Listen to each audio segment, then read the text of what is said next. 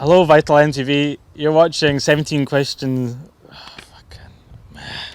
Hello, Vital MTV. You're watching 17 Questions with me, Danny MacAskill.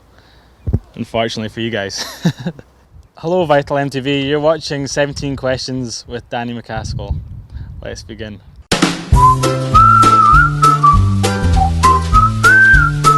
Hey.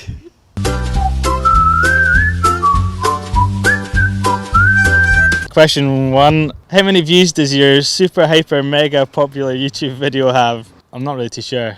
I only checked about 20 minutes ago and it's probably gone up another 20,000.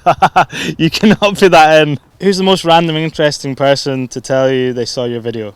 Probably one of the most random people is Stephen Fry, who tweeted the video, which is pretty cool. Another guy who's my hero in life, Jimmy Savile, has also seen the video, so yeah, life goal ticked. So at Crankworks this summer, I was walking home from a party or dinner or something, and it was like 11 at night. I saw someone riding a trials bike trying to get onto a head-high electrical box. It was you. You were riding yourself, and you got onto the box without a problem, then nose-picked 270'd off and rode away, and 3 passers-by applauded you. Is that how it usually goes down for you? I suppose... at Whistler I was trying to find some space where I wasn't going to get fined, just sort of ride by myself with not too many passers-by. Still got £100 fine for riding in the centre of Whistler, which sucked, but generally I just ride by myself most of the time. I ride with music, and generally try not to let anybody, any crowds gather, because when I'm riding for myself, it's not a demo. So I just like to go and muck around, and that's how I've always done it, and that's probably how I always will. So, what's the raddest thing you've ever done that wasn't filmed and no one ever saw? Well, I suppose when we're making the Industrial Revolutions clip, Stu Thompson forgot to switch the camera on quite a few times, so it meant I had to either repeat things or, things I couldn't ever do again. So that's why it was kind of a bit half-assed. Right, Stu Thompson says you eat a lot of shit when you ride DH and trail bikes. Why does this happen? Yeah, a lot of my injuries I've had in the last couple of years have actually been from riding my Orange 5 or riding sort of trail bikes. Yeah, it seems to be a problem I have, that I can't really stay upright. I like to try to drift in corners, which is a big problem because about 50% of the time I land on my side. I'm normally out riding with riders that are probably a lot better than me at riding trail bikes, and I try to keep up. Are you ever going to throw bar spins into your arsenal? Well, hopefully one day I would like to learn how to do bar spins properly. I learned how to do them on my mountain bike a few years ago, but I just never get around to doing them on trials bike. I changed my stem recently, which is going to make them a bit easier, but I just can't really be bothered crashing and learn them. I'm getting old these days, so I just stick to the tricks that I can do. It's easier that way. What was your first bike? Some kind of little rally that was red and black. I can't really remember. I think it was out of a skip or a dump or something. Is it true that your second run at Whistler was following Martin Soderstrom through crabapple hits on an XC bike and you jumped everything?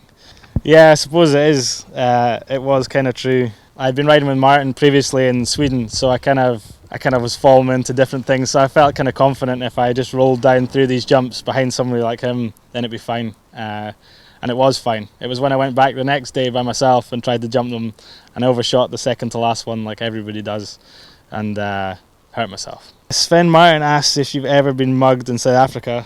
I actually felt pretty safe the whole time I was there, kind of having my Scottish ignorance. There's probably nowhere more dangerous than Glasgow. I mean, it made Cape Town seem like, a sort of play park. What is a fancy ride / filming location for you? Like something you want to ride but can't get access to? I'm not really too sure about that question. I'm pretty lucky that I get to ride everywhere I want. I'm above the law. You're going to basically cut this up and send them only the worst parts, aren't you? Name 3, question number 12, name 3 riders who inspire you and why. The first rider that's inspired me a lot has been Chris Ackrig. He's been a rider I've always looked up to in all the magazines, and his style, he can basically ride any bike and make it look good. So, say the second rider, it's got to be Hans Ray actually. Such a sort of awesome guy. Again, he's somebody I've watched videos of. He taught me what my chocolate foot was. He's awesome, and also shows you that you can make a pretty amazing career out of trials. And the third one is probably, I suppose, like Ryan Leach was a big influence on me as well. He was in all the videos I watched as a kid.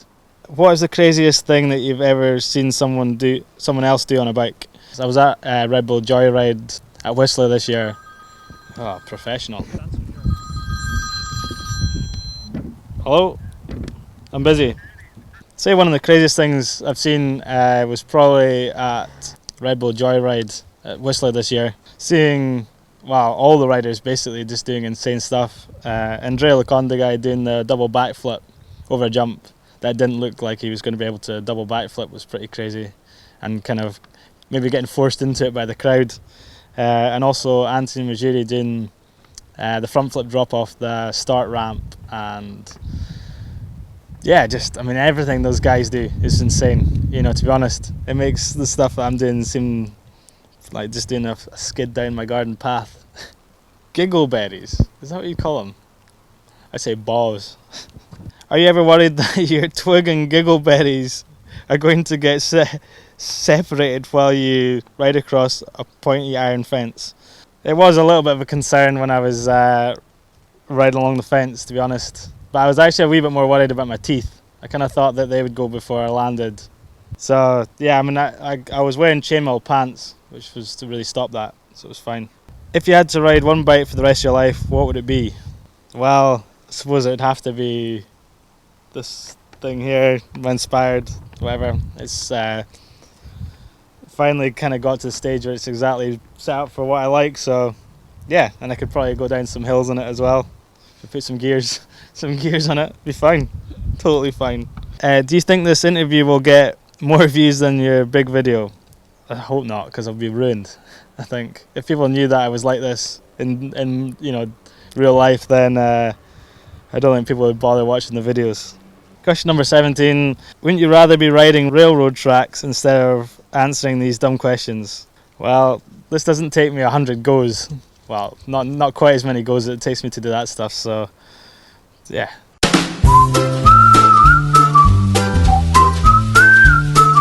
I'm probably going to go and watch Vital MTV as I'm injured.